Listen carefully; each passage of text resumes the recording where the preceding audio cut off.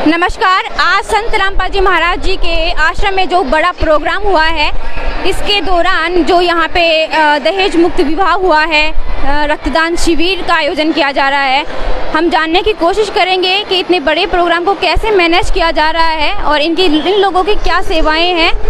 नमस्कार मैम। नमस्कार। क्या नाम है आपका? सुरभि। कहाँ से आए हैं आप? बीकानेर से।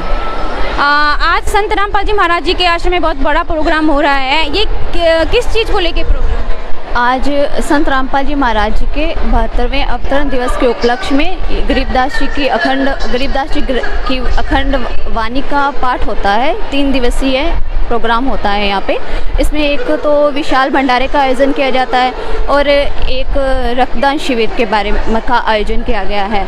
और इसके अलावा यहाँ पे दहेज मुक्त विवाह किया गया है, जिसमें जो संत रामपाल जी महाराज जी के अनुयायी हैं ना, वो ना तो दहेज लेते हैं ना दहेज देते हैं, क्योंकि आजकल दहेज के कारण लाखों बेटियों को अपनी जान गंवानी पड़ती है।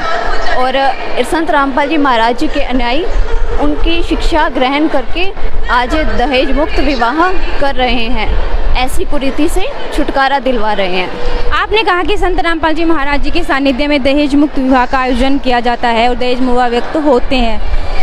आप ये बताइए कि दहेज मुक्त विवाह और भी जगह होते हैं, बहुत सारी जगह होते हैं जिसमें दहेज की कोई डिमांड नहीं होती है, कोई लेन देन नहीं होता है।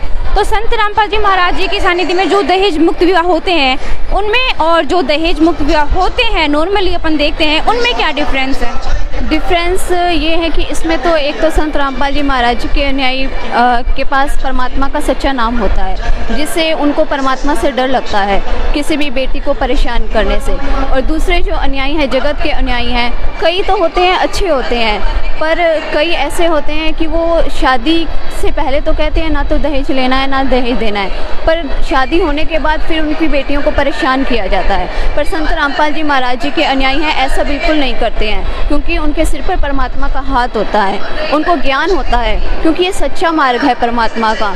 और संत रामपाल जी महाराज जी ने शास्त्रों पर आधारित ज्ञान बताया है हमें, जिसके अनुसार सभी भक्तजन हैं भक्ति करते हैं, ना तो वो दहेज लेते हैं ना देते हैं, ना रिश्वत लेते हैं, ना चोरी करते हैं, ना नशा करते हैं।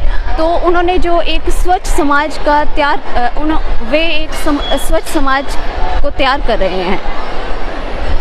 तो जो इतनी भीड़ हमें देखने को मिल रही है, इसको आप कैसे मैनेज कर रहे हैं? क्योंकि मैं देख पा रही हूँ इसमें किसी भी तरह की भागा दौड़ी, कोई मतलब जैसे कि भीड़ का इकट्ठा एक जगह हो जाना, ऐसा कुछ भी नहीं देखने को मिल रहा है। कैसे मैनेज कर पा रहे हैं आप इतनी बड़ी? इसमें सब सेवादारों की अलग अलग ड्यूटियां लगाई गई हैं। भंडारे के सेवादार हैं जो वो भंडारे को मैनेज करते हैं, पंडाल सेवादार हैं जो वो पंडाल को मैनेज करते हैं, सिक्योरिटी गार्ड हैं, चार्जिंग सेवादार अलग हैं, और सब सेवादारों की अलग अलग ड्यूटियां लगाई गई हैं। और संत रामपाल जी महाराज जी के अनुयायी हैं, उनको पहले से परमात्मा ने इतना अच्छा ज्ञान दे रखा है, जिसके आधार से वो आराम से बैठ जाते हैं, एक बार मान जाते हैं कहने पर। सब प्यार से बात करते हैं, सबकी बात मानते हैं, मिलजुल कर कार्य करते हैं, और परमात्मा ने हमें यही शिक्षा दी है। मैडम एक बात बताइए, क्या आपको नहीं लगता कि जो अभी दहेज मुक्त विवाह हुए थे उनमें किसी भी प्रकार का कोई लेन देन नहीं हुआ? और मतलब ये होना चाहिए था कि कुछ तो उनको लेन देन करना चाहिए था, कि शगुन के तौर पे भी उन्होंने 1 रुपया नहीं लिया है। तो आपको नहीं लगता कि कुछ उनको लेना देना करना चाहिए था, कुछ लगना चाहिए था कि हाँ ये विवाह हो रहा है? नहीं, ऐसा कुछ नहीं है। हमें क्योंकि ज्ञान हो चुका है, ये जो लेन देन करते हैं ना, ये जो कर्जा चढ़ जाता है, संस्कार बनते हैं नए, इसका अगले जन्म में हमें उनको चुकाना पड़ता है। तो ये परमात्मा पहले ही हमें ज्ञान करवा देते हैं, इसलिए वो ऐसा नहीं करते हैं। आपने सुना कि किस प्रकार संत रामपाल जी महाराज जी के जो अनुयायी हैं अपनी सेवा के प्रति कितने समर्पित हैं, अपनी भक्ति को कितनी लगन के साथ पूरा कर रहे हैं, और इनमें जो अपने गुरुजी के प्रति जो समर्पण है वो वाकई देखने लायक है। धन्यवाद।